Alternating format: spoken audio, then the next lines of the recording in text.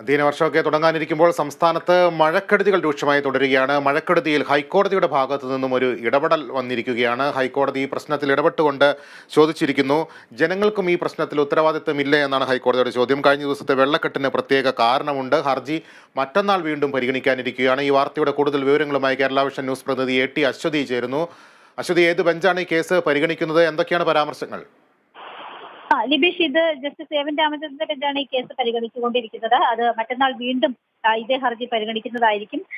മഴ വന്ന് ഉച്ചിയിൽ നിൽക്കുമ്പോഴാണോ കാര്യങ്ങൾ ചെയ്യുന്നത് എന്ന് കോടതി ഇന്ന് ചോദിച്ചു. ഒപ്പം തന്നെ ജനങ്ങളെയും കുറ്റം പറയണമെന്നതാണ് കോടതിയുടെ ഭാഗം. അതായത് ടൺ കണക്കിന് പ്ലാസ്റ്റിക് മാലിന്യങ്ങളാണ് ഈ കൊച്ചിയിലെ വിവിധ കാനകളിലേക്ക് കഴിഞ്ഞ ദിവസം ഒഴുക്കി വിടുന്നത്. കഴിഞ്ഞ ദിവസം അത് നീക്കം ചെയ്തപ്പോഴും ഇത്ര വലിയ രീതിയിലുള്ള പ്ലാസ്റ്റിക് മാലിന്യ ശേഖരമാണ് അവിടെ നിന്ന് കിട്ടിയിട്ടുള്ളത്.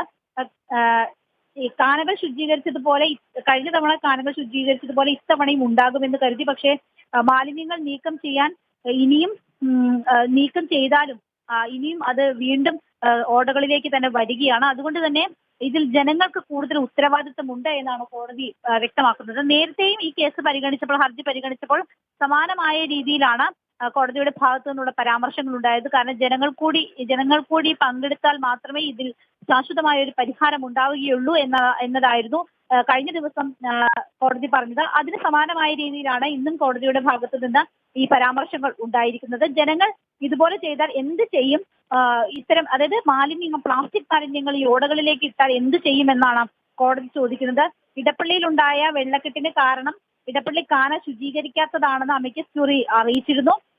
ഈ വിഷയങ്ങൾ എല്ലാം തന്നെ വളരെ നിർഭാഗ്യകരമാണ് എന്നാണ് കോടതിയുടെ ഭാഗത്തു നിന്ന് വന്നിരിക്കുന്നത്. എന്തായാലും മറ്റന്നാൾ വീണ്ടും ഈ കേസ് പരിഗണിക്കുകയാണ് ലിബീഷ്. ശരി.